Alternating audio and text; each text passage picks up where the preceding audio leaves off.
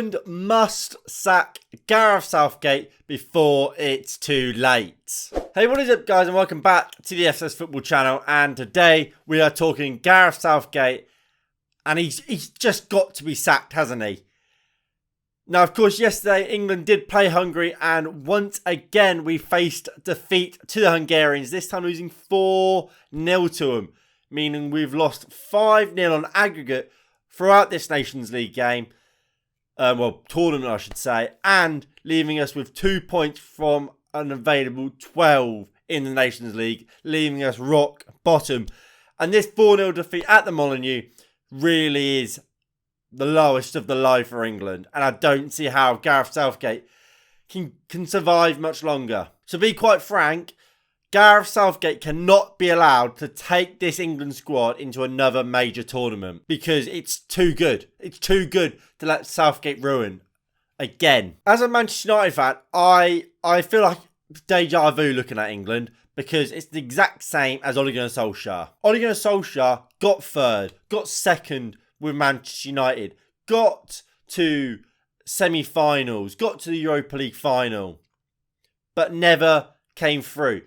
And we didn't all just accept Ole Gunnar Solskjaer was good enough, did we? No. And neither should we with Gareth Southgate. He's a manager that relies on the quality of his player rather than a system and a team that works well. Now look, you've got to give credit to Gareth Southgate where it's due. In the past, with managers, we've seen managers just throw out the best 11. Rather than build a team, they've just gone, right, our best players are, for example, in the golden generation, David Beckham, Paul Scholes, Steven Gerrard, Frank Lampard. We've got to get all four of them into the same team, and it doesn't work. To be fair to Southgate, he doesn't do that. But what he does do is he makes up for a lack of tactical nous by kind of doing what Ole Gunnar Solskjaer did. Make sure your defensive's solid, so you had, well, for Ollie, we had Wan-Bissaka, we had Maguire, we had Lindelof, we had Shaw, and then we had McTominay and Fred sitting in front of the back four, kind of making it into a back six. For Southgate, we have either a back four of Walker, Stones, Maguire, and usually Shaw, sometimes Chilwell. Then we have Calvin Phillips and Declan Rice. Maybe it's a back five when it will be Trippier at right wing back. We have Luke Shaw at left wing back or Chilwell again. And then it's a back three of Kyle Walker, Maguire and Stones, with then Calvin Phillips and Declan Rice in front of them. It's too defensive. But he gets away with it because he has Harry Kane and Raheem Sterling as a part of a front two who he relies on 4 goals, 4 assists.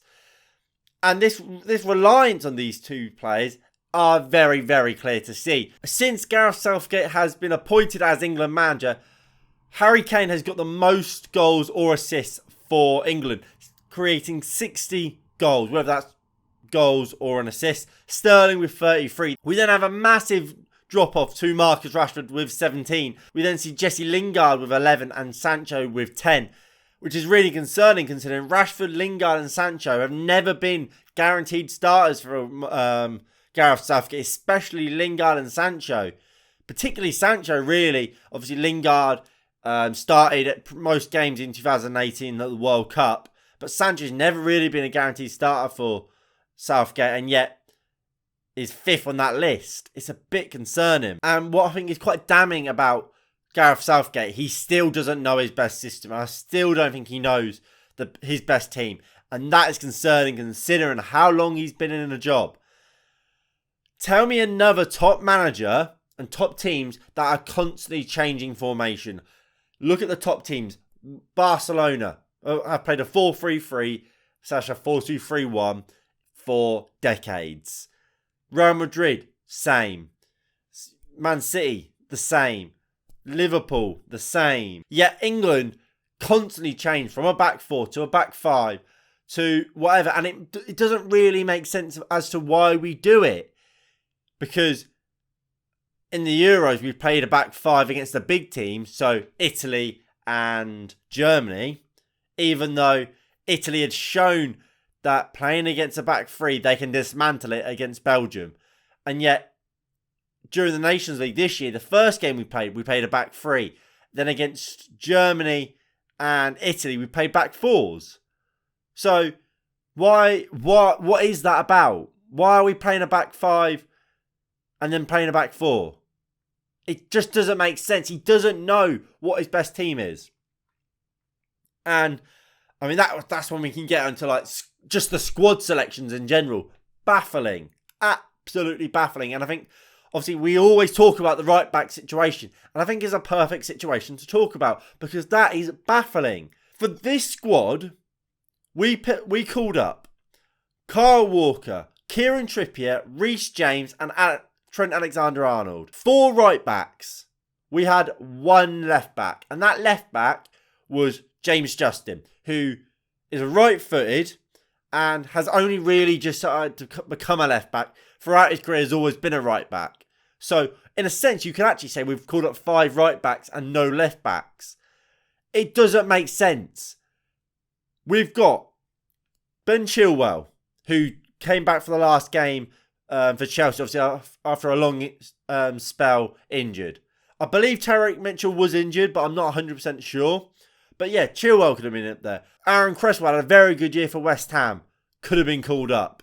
Matt Targett had a very good season for Newcastle when he joined them in January. Could have been called up. But instead, we decided to go with 4 right backs and a right-footed left back, meaning we have no kind of natural width at left back through a left-footed left back. Bizarre. Baffling. Because it makes no sense. Because even looking at our right backs, you don't need 4. Like, in what world do you need 4 right backs? I get maybe having 3, given the fact that you can use Kyle Walker as a right centre-back in a back 3. But 4 is just unnecessary. I mean, in a sense, I still think taking 3 is maybe a bit overkill. But taking 4, just to then use and force one on the into left back, who, I mean, I don't understand why Trippier plays there so often. I don't think he's very good there. I don't think Reece James is particularly great at left back. I don't think any of our right backs playing left back are particularly good. So why do it all the time? Even looking at the Euros, when Trent got injured, he called up Ben White instead of, what's his name? James Ward-Prowse. What was that about? Ben White didn't see a second of football in the World Cup. In the Euros, sorry.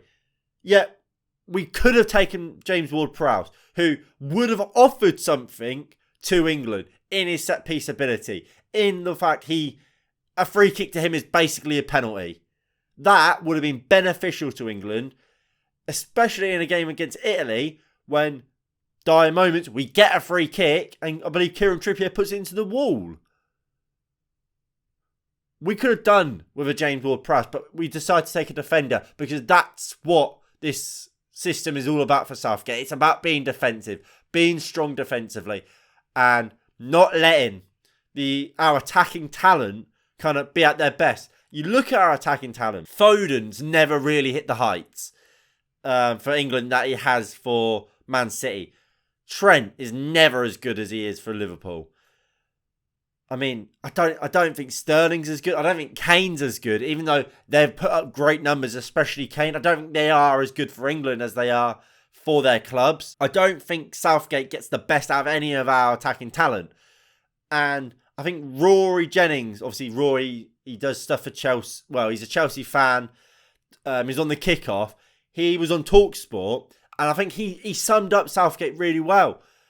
Southgate is the only manager that plays a back 5, will play 2 DMs and then pick his attackers based on their defensive ability. Saka is a guaranteed starter for Gareth Southgate most games because of his defensive ability. The fact he can play as a fullback and will track back. Meaning players like Jack Grealish, who every time he comes on the pitch, he makes a difference and opens a game up for England, never starts. It doesn't make sense. He has to go before he wastes this great generation of England players. Just look at the England players we've got. It rivals the best team. We've got in our nations group of Germany, Italy and Hungary, we have got the best squad. I'm sorry, we do. The amount of Champions League winners, consistent title winners in our team is a joke. And yet we don't use them because we've got to play a back five. We've got to waste these talents on being defensively solid. It doesn't make sense. But look, who should be the replacement? And I think there's absolutely one option, and it's the most obvious option in the world. It's Graham Potter. Graham Potter has done absolute wonders with Brighton this season and has done since he came in. And it's not just at Brighton where he's done wonders. Östersunds in Sweden has been absolutely unbelievable. If you remember back, he actually got that Östersunds team, I believe it was from the 3rd division of Sweden to the top division, and played Arsenal in the Europa League with them. Unbelievable job there. Went to Swansea, did a great job there, and is doing unbelievably well at Brighton. With Graham Potter, I think he's very tactically versatile. At Östersunds and Swansea, he played a back 4. At Brighton, he's played a back 5. And I think that is brilliant, given that that's what we see with Gareth Southgate. It's not as if Southgate has always played a back 4 and then Potter's only ever played a back 5. He's played both, so he can get the best out of this squad and kind of pick a system that is best. Because, look, I've been very critical of Gareth Southgate constantly playing a back 5. It's not the back 5 that's the issue. It's how we implement that back 5. And we've seen at Brighton, while they are a back 5, it's not a defensive back 5. They will get forward and they will attack games. And they will look to dominate the ball. They press really well. And to be honest, they've just got actual tactics. They've actually got a system that gets the best of the team. It's a system that gets more than the sum of their parts. And that's something that Gareth Southgate doesn't do. I think Southgate is kind of the opposite of that. Southgate has a system that kind of makes the plays look worse than they are, whereas Potter is the opposite and gets the best and makes the plays look better than they are. Now, the one kind of issue with Potter is, would he be willing to leave Brighton? And that's the issue. Obviously, Basuma might be leaving Brighton, and if Brighton are to lose their best player in Yves Basuma and the FA come knocking, does Potter see that job and say, I've done all I can with this Brighton team, I want to move on? Because if we can get him, I think he's the perfect appointment. Like I said, great tactical versatility, can play as a 4, can play as a 5. And the big problem with Brighton teams have always been that goal scorer. Neil Maupay has never been kind of a reliable goal scorer, and Brighton have never had that reliable goal scorer. England do. They have multiple. Harry Kane, Calvert-Lewin, Tammy Abraham, just to name 3 players you can almost guarantee will get you goals. He's the perfect man. And to be honest, I actually do think Graham Potter fits the type of character the FA want in charge of an England team. I don't see how this appointment can and would go badly. I think it's so obvious, and it's just something that has to be done. We cannot let this golden generation of England players go to waste under Gareth Southgate again. Anyway, if you have enjoyed, please do hit that like button below and subscribe if you are new and you haven't already. That would be greatly appreciated. And let me know, do you think Gareth Southgate should be sacked or not? Anyway, thank you all for watching, and I'll see you all in the next one in a bit. Peace.